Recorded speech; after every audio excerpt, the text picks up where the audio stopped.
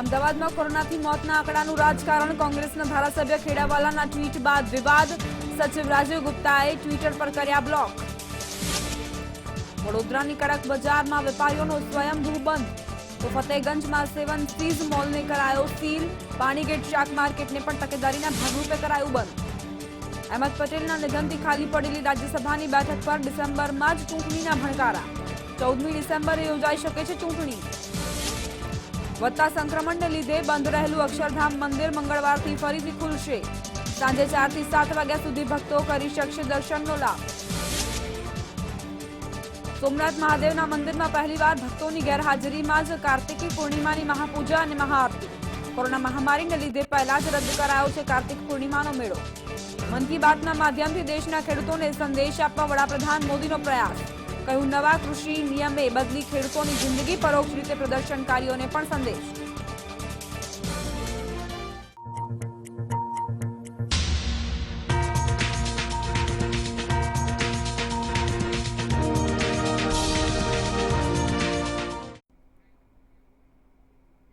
નમસ્કાર દર્શક મિત્રો, સ્વાગત છે આપનું. હું છું આપની સાથે દીપા શર્મા. શરૂઆત કરીએ મહત્વપૂર્ણ સમાચારથી. તો સોમનાથથી અગત્યના અપડેટ્સ. સોમનાથ મંદિરમાં કાર્તિકી પૂર્ણિમાની મહાપૂજાનું આયોજન કરવામાં આવશે. ઇતિહાસમાં સૌપ્રથમ વખત ભાવિકો વિના આ પૂજા કરવામાં આવશે. ભાવિકો વિના જ ભોળાનાથની મહાઆરતીનું આયોજન કરવામાં આવશે. કોરોનાને લીધે જ મેળો પહેલેથી જ રદ કરવામાં આવ્યો હતો. જો કે મહાઆરતી અને મહાપૂજાનું આયોજન થયું છે, પરંતુ ભાવિકો તેમાં સામેલ નહીં થઈ શકે. મધરાત્રે 12:30 કલાકે આ પૂજાનું આયોજન છે.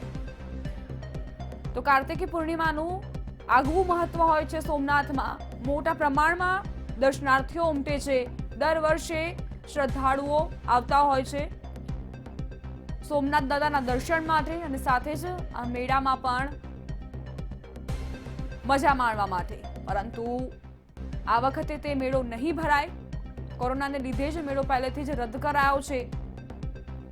અને દર વર્ષે ભાવિકોની ઉપસ્થિતિમાં જે મહાઆરતી અને મહાપૂજાનું આયોજન કરવામાં આવતું હતું, તેમાં ફેરફાર એ કરાયો છે કે ભાવિકો નહીં હોય, પરંતુ મહાઆરતી અને મહાપૂજા થશે.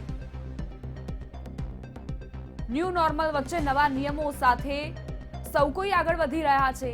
ત્યારે સોમનાથમાં પણ મેળાનું આયોજન રદ કરાયું અને હવે મહાઆરતી અને મહાપૂજા થશે.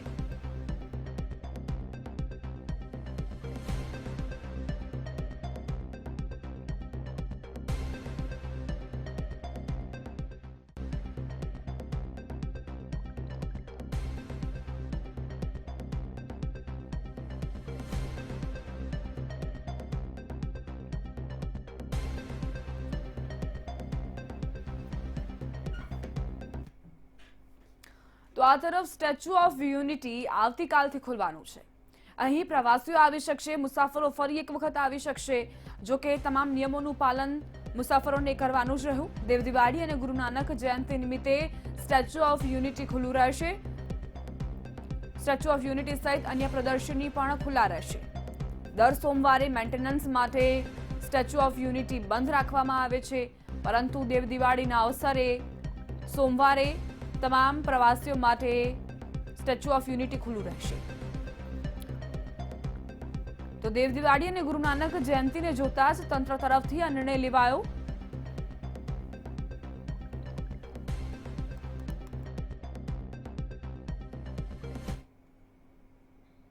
અમદાવાદ મ્યુનિસિપલ કમિશનર રાજીવ ગુપ્તાએ જમાલપુર ખાડિયાના ધારાસભ્ય ઇમરાન ખેડાવાલાને ટ્વિટર પર બ્લોક કર્યા. અમદાવાદમાં કોરોનાના કેસ વધી રહ્યા છે અને તંત્ર દ્વારા કરવામાં આવતી કામગીરી અંગે અનેક સવાલ ઊભા થઈ રહ્યા છે. સરકાર પર કોરોનાના કેસ અને મોતના આંકડા છુપાવી રહી હોવાનો આરોપ લાગી રહ્યો છે. ત્યારે અમદાવાદના ખાડિયાના ધારાસભ્ય ઇમરાન ખેડાવાલાએ ટ્વીટ કરીને કોર્પોરેશન પર આરોપ લગાવ્યો હતો કે અમદાવાદમાં કોરોના સંક્રમણ વધી રહ્યું છે, મોતના આંકડાઓ સતત વધી રહ્યા છે. ત્યારે કોર્પોરેશનના જવાબદાર અધિકારીઓ પોઝિટિવ કેસ અને મોતના આંકડા છુપાવી રહ્યા છે. ડોક્ટર રાજીવ ગુપ્તા સાહેબ, શહેરની જનતાને મોતના મોઢામાં ન નાખો અને સાચું બોલો તેવી અપેક્ષા. આ ટ્વીટ પર ઇમરાન ખેડાવાલાએ ડોક્ટર રાજીવ ગુપ્તાને ટ્વીટમાં ટેગ કર્યા, એટલે ડોક્ટર રાજીવ ગુપ્તાએ ઇમરાન ખેડાવાલાને ટ્વિટર પર બ્લોક કરી નાખ્યા. કોર્પોરેશનમાં છેલ્લા ઘણા સમયથી કોરોના પોઝિટિવના આંકડા છુપાવવામાં આવે છે. આપ જુઓ કે પહેલે ટેસ્ટિંગ ઓછા થતા હતા ત્યારે 300-350 જેટલા પોઝિટિવ કેસ અમદાવાદ શહેરમાં આવતા હતા.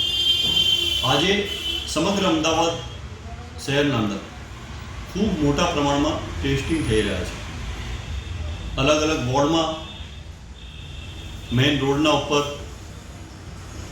અર્બન હેલ્થ સેન્ટરોમાં દરેક જગ્યાએ ટેસ્ટિંગ થઈ રહ્યા છે. છતાં પણ આંકડાના અંદર 300-350થી વધારે નથી આવતા.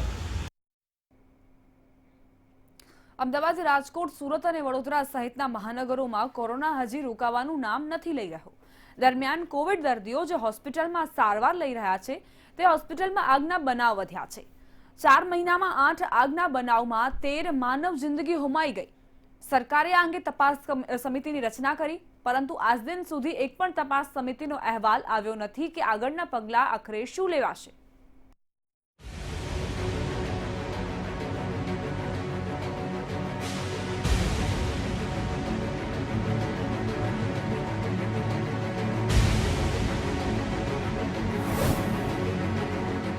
ગુજરાતમાં કોરોના દર્દીઓની સંખ્યા વધતી જાય છે અને બળતામાં ઘી હોમવા જેવી બાબત એ છે કે કોરોના દર્દીઓ જે હોસ્પિટલોમાં સારવાર લઈ રહ્યા છે એવી હોસ્પિટલોમાં આગના બનાવ વધી રહ્યા છે અને નિર્દોષ દર્દીઓના જીવ જોખમમાં મુકાઈ રહ્યા છે.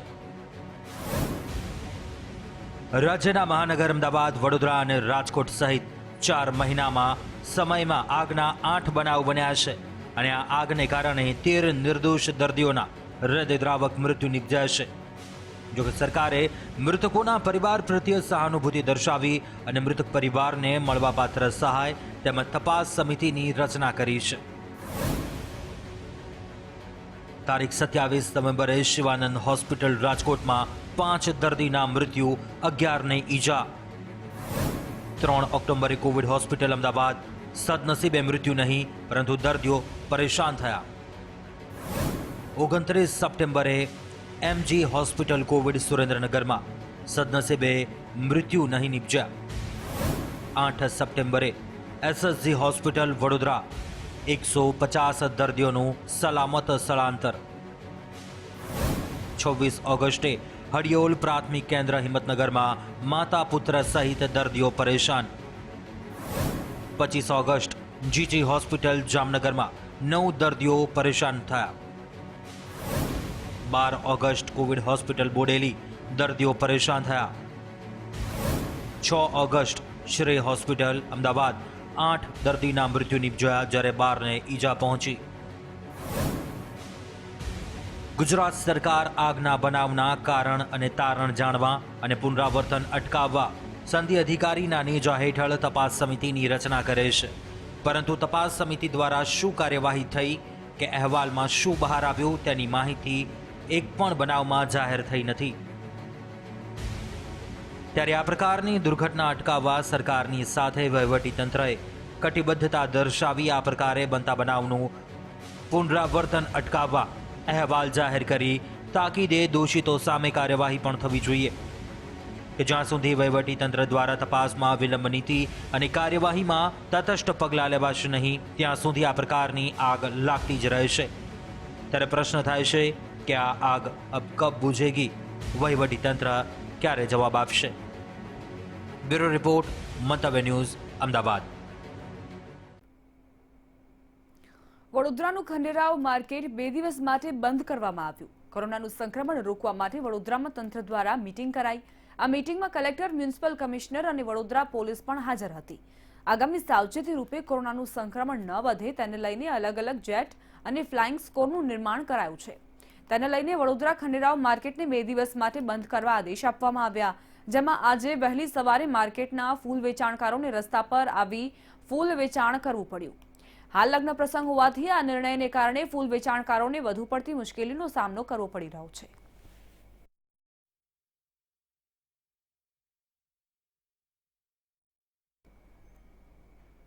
જૂનાગઢના ભૂતનાથ સૂરજ ફન વર્લ્ડ પાસે ભરાતી બજારમાં લોકોની ભીડ એકત્રિત થઈ. મોટી સંખ્યામાં લોકો એકઠા થયા, જેના કારણે કોવિડની ગાઈડલાઈનનો ભંગ થયો. લોકો માસ્ક વગર અને સોશિયલ ડિસ્ટન્સના નિયમો ન પાળતા હોય તેવા દ્રશ્યો જોવા મળ્યા.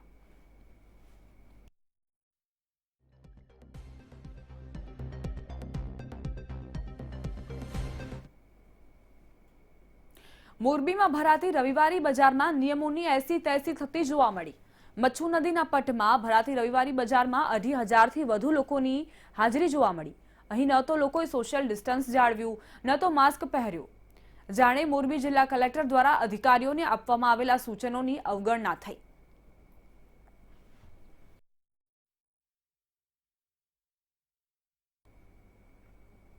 સુરેન્દ્રનગરના મેળા મેદાનમાં ભરાતી ગુજરી બજાર કોરોનાને કારણે બંધ કરાવાઈ. ગત રવિવારે ગુજરી બજારમાં સોશિયલ ડિસ્ટન્સના અભાવની સાથે માસ્ક વિનાના લોકો જોવા મળતા હોબાળો મચ્યો હતો, જેથી સુરેન્દ્રનગર પાલિકાના વહીવટદાર અનિલકુમાર ગોસ્વામી અને ચીફ ઓફિસર સંજયકુમાર પંડ્યાના આદેશથી પાલિકાની ટીમ ટ્રાફિક પોલીસ સાથે ગુજરી બજારમાં ધસી ગઈ અને છૂટક ધંધો વેપાર કરવા આવતા લોકોને મેદાનમાંથી બહાર કાઢ્યા.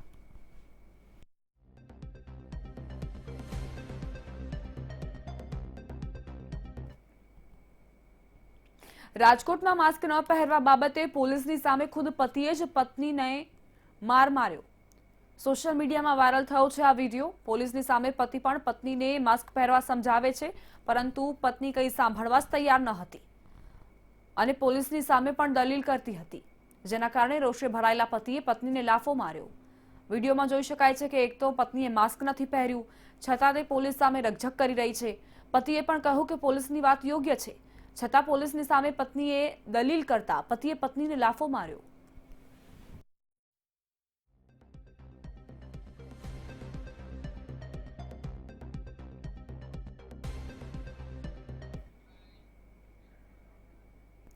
સાબરકાંઠાના હિંમતનગર સિવિલ હોસ્પિટલમાં દવા ખૂટી છે. કોરોના પોઝિટિવ દર્દીઓને આપવામાં આવતી ફેવિપિરાવિર ફેબુફ્લુ નામની દવા એક સપ્તાહથી સિવિલમાં નથી. કોરોનાગ્રસ્ત દર્દીઓને બહારથી દવા લાવવા માટે ડોક્ટરો કહે છે આ દવાની કિંમત 2,000 કરતાં પણ વધુ છે. સરકાર પાસેથી 20,000 મંગાવેલી દવા માત્ર 2,000 જ મળતા સ્ટોક ખૂટ્યો હતો.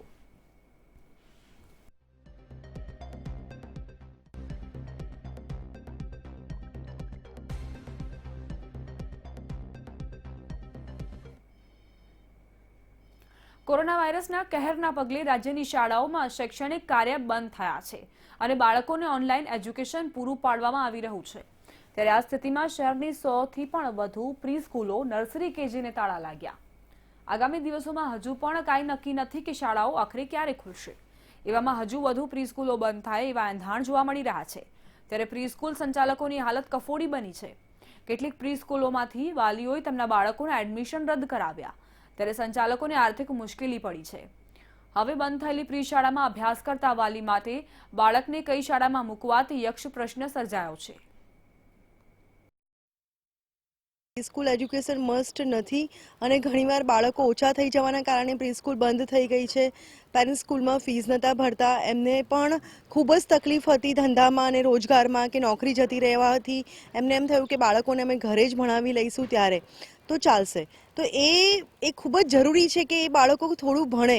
જેમ કે પ્રી સ્કૂલમાં જતા હતા તો ખાલી રમતા તો નહોતા, ભણતા હતા. તો એ ભણતરનો પાયો કાચો ના રહી જાય અને ડાયરેક્ટ ફર્સ્ટમાં કોઈ સ્કૂલ પણ એવી રીતે એમને નહીં લઈ લે. એ ખૂબ જ જરૂરી છે, એના માટે અમે આ પગલું લીધું છે. કોરોના કાળમાં જૂનાગઢની નરસિંહ મહેતા યુનિવર્સિટીએ મહત્વનો નિર્ણય લીધો. 4 ડિસેમ્બરથી પ્રથમ તબક્કાની પરીક્ષા ચાલુ થશે. આ પરીક્ષા 3 તબક્કામાં લેવામાં આવશે. વિદ્યાર્થીઓ પરીક્ષા કેન્દ્ર નજીક હોય તેવા પરીક્ષા કેન્દ્રમાં પરીક્ષા આપી શકશે. હાલ ઓનલાઈન ફોર્મ ભરવાની પ્રક્રિયા ચાલુ છે. ઓનલાઈન પોર્ટલ શરૂ કરવામાં આવશે. 54,451 વિદ્યાર્થીઓ પરીક્ષા આપશે.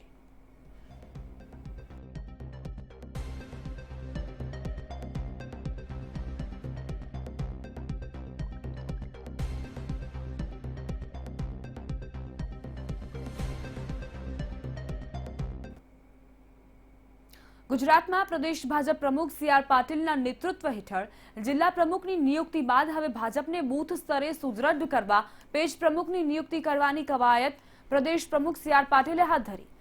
તેમના જ સંસદીય વિસ્તારથી બૂથ પ્રમુખ બનાવવાની કવાયત હાથ ધરીને બૂથ નંબર 94ના પેજ પ્રમુખની નિયુક્તિ ખુદ સી.આર. પાટીલના હસ્તે કરાઈ.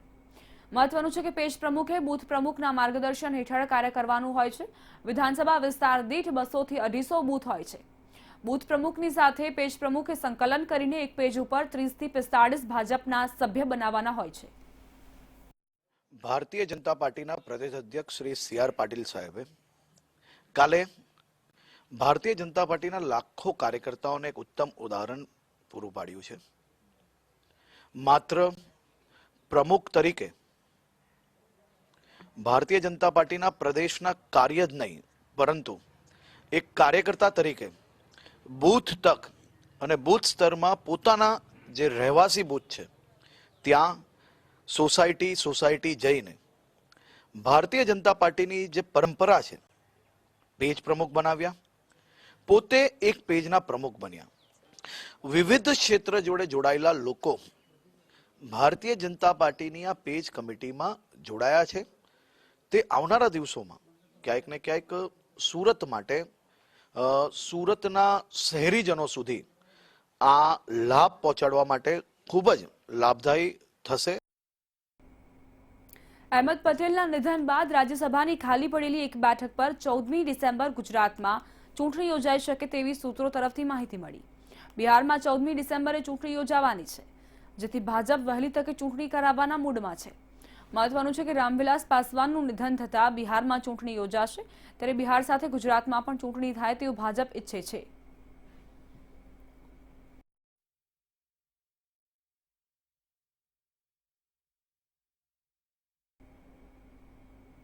પ્રધાનમંત્રી મોદી ઘણા ઉત્સાહ સાથે ગુજરાતમાં સી પ્લેનનો પ્રારંભ કરાવી ગયા. શરૂઆતથી જ ગણગણાટ થઈ રહ્યો હતો કે શું આ સેવા ચાલુ રહી શકશે કે પછી ઘોઘા દહેજ રોરો ફેરી જેવા જ હાલ થશે, અને હવે કંઈક એવું જ થઈ રહ્યું છે.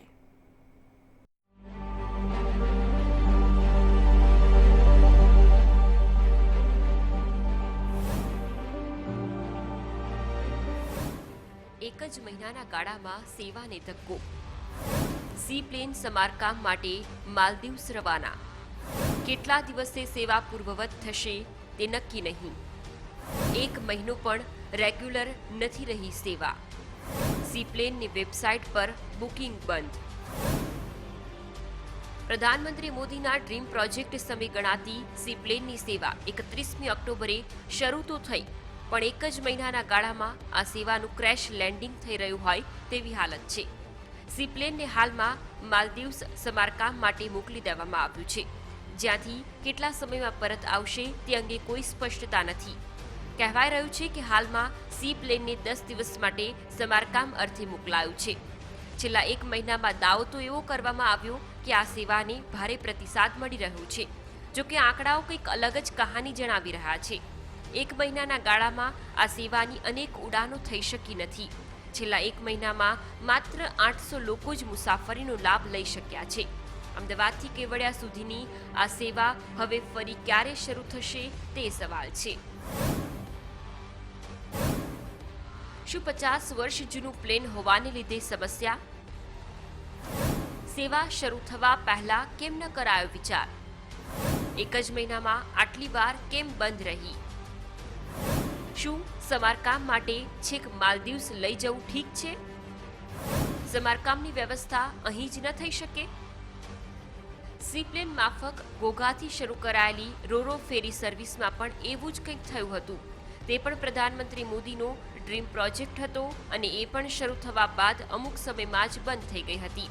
જોકે હાલમાં ઘોઘા હજીરા રોપેક્સ સેવા ચાલુ થઈ ગઈ છે, પણ સી પ્લેનની સેવા એક મહિનામાં જ 3 વાર કોરંબે ચડતા અનેક સવાલ થઈ રહ્યા છે.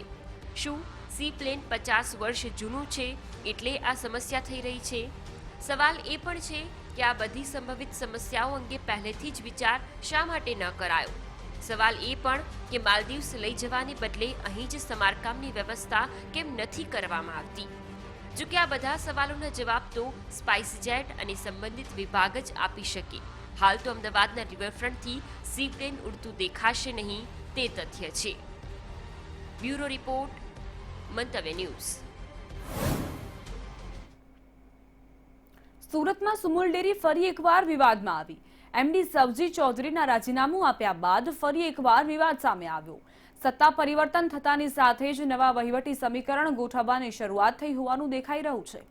તેમજ મળતી માહિતી પ્રમાણે એચઆર અને ખરીદ મેનેજરની પણ બદલી કરવામાં આવી શકે છે.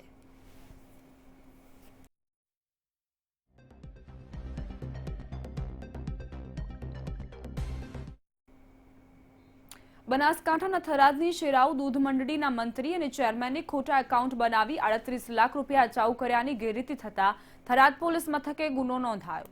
દૂધ મંડળીના મંત્રીએ પુત્ર પત્ની અને ભાઈના ખોટા બેંક ખાતા ખોલાવ્યા હતા.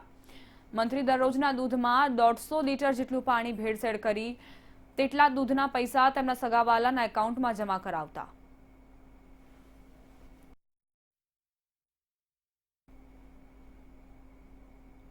હળવદ તાલુકાના કીડીના રણમાં કેનાલમાં પાણી ઘૂસી જતા અગરિયાઓને વ્યાપક પ્રમાણમાં નુકસાન થયું.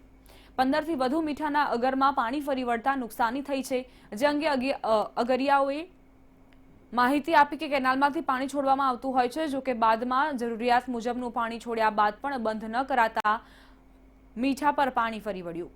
નુકસાની થતા અગરિયાઓમાં તંત્ર સામે રોષ ભભૂક્યો.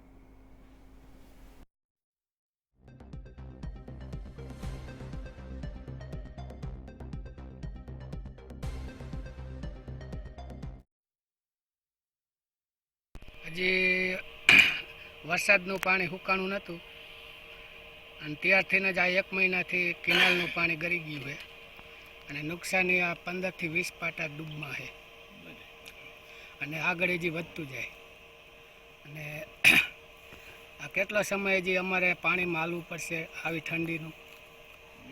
અને મીઠા હજી અત્યારે હજી અમે શરૂઆત જ કરી છે બરાબર મીઠાની, અને આ પાટામાં પાણી ગરી ગયા છે.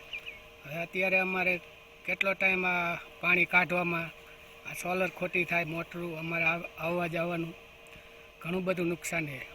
રણમાં નર્મદા કેનાલનું પાણી ફરી વળતા ઓછામાં ઓછા 15 દિવસથી ચાલુ છે પાણી. વર્ષ પાણી આવે છે કેનાલનું. આ પાણીનો કંઈક બંદોબસ્ત અમારે કરવો જોઈએ સરકારને. કંઈ અગરિયા એક તો હજી આ ચોમાસામાં હજી પાણી ગયું હતું હજી, અને પાછું હજી અમે થોડો ઘણા પાટા ભર્યા ને થોડોક તરીને એવું કર્યું, ભૂકો કર્યો થોડો ઘણો, તો પાછું પાણી ફરી વળતા અમારે ભૂકો જરાક ઓગળી ગયો હતો. અને અત્યારે બોરમાં અમુકમાં પાણી કરી ગયા છે, અમુક 15 પાટાને નુકસાન છે અત્યારે. ગામ કીડી, અમારા ગામમાં કીડી ગામના રણમાં નર્મદા કેનાલનું પાણી ઘૂસી ગયું છે. તેથી અંદાજિત અમારા 25 થી 40 પાટા તેના અંડરમાં આવી ગયા છે. એટલે નર્મદાના પાણી અમારા પાટા ખારા પાણીના મીઠું પાણી અંદર ઘૂસી ગયું છે, એટલે તરી ધોવાઈ ગઈ છે. તેને અંદાજે એક પાટાથી અમારે 25,000નું નુકસાની છે. તેમ અમારે લાખો રૂપિયાનું નુકસાન આવવાની ભીતિ છે. એટલે સરકારને જ વિનંતી છે કે જલ્દીથી ઝડપથી આ નર્મદા કેનાલનું પાણી બંધ કરે. ખેડાના નડિયાદ બસ સ્ટેશન રોડ પર ઉભા રહેતા રિક્ષા ચાલકો અને નડિયાદ ટાઉન ટ્રાફિક પોલીસ વચ્ચે બોલાચાલી થઈ. મળતી માહિતી અનુસાર રિક્ષા ચાલકને માર મારીને તેનો ફોન કોન્સ્ટેબલ લઈને જતો રહ્યો હોવાના આરોપ રિક્ષા ચાલકોએ લગાવ્યો. નડિયાદ ટાઉન ટ્રાફિકના કોન્સ્ટેબલ અને ટીઆરબી જવાન દ્વારા રિક્ષા ચાલકોને હેરાન કરતા હોવાનો પણ આરોપ લગાવવામાં આવ્યો છે. આ અંગે રિક્ષા ચાલકો ડીએસપી ઓફિસ રજૂઆત કરવા પહોંચ્યા હતા. રિક્ષા ચાલકો મુજબ જીતુભાઈ નામના કોન્સ્ટેબલ દ્વારા હેરાનગતિ કરાઈ રહી હોવાનું જાણવા મળ્યું છે.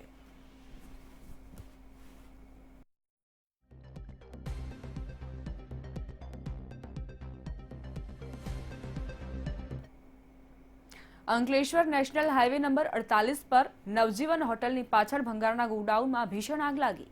છેલ્લા 2 દિવસથી આગ લાગવાનો સિલસિલો યથાવત છે.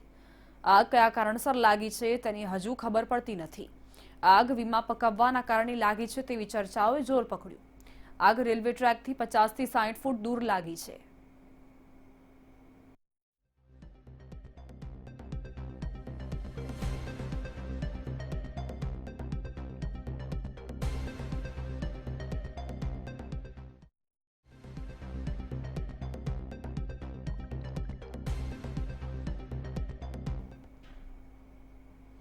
સરહદી ભાભર પોલીસે ચોરીના ગુનાનો ભેદ ઉકેલવા માટે નિર્દોષ વ્યક્તિને મૂઢમાર માર્યો. ભાભર પોલીસે રાઠોડ મહેશસિંહ નામના યુવકની ગેરકાયદેસર અટકાયત કરી ઢોરમાર મારી બળજબરી ચોરીનો ગુનો કબૂલ કરાવવાના પ્રયાસ કર્યા.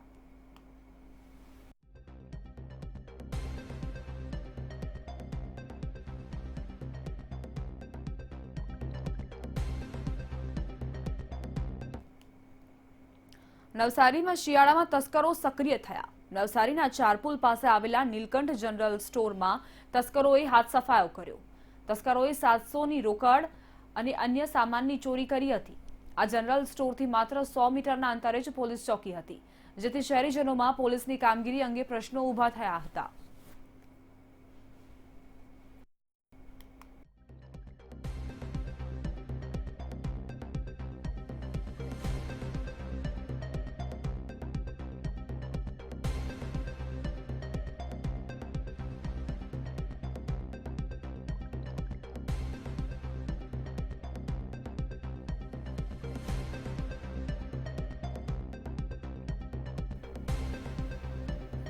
તો રાત્રે ચોરી થતા પોલીસ પેટ્રોલિંગની કામગીરી પર પણ અનેક સવાલ ઉઠ્યા છે.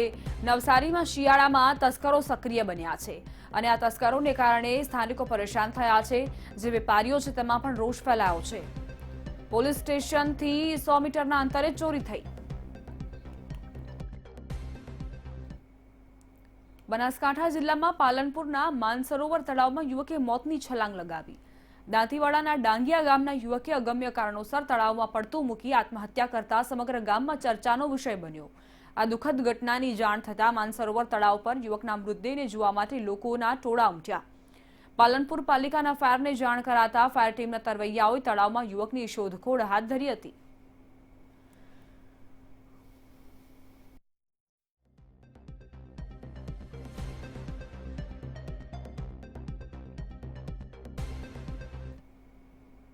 આ સાથે જ બુલેટિનમાં અત્યારે બસ આટલું જ અને તમામ અપડેટ્સ માટે આપ લોગ ઇન કરી શકો છો મંતવ્યન્યૂઝ.com પર. નમસ્કાર.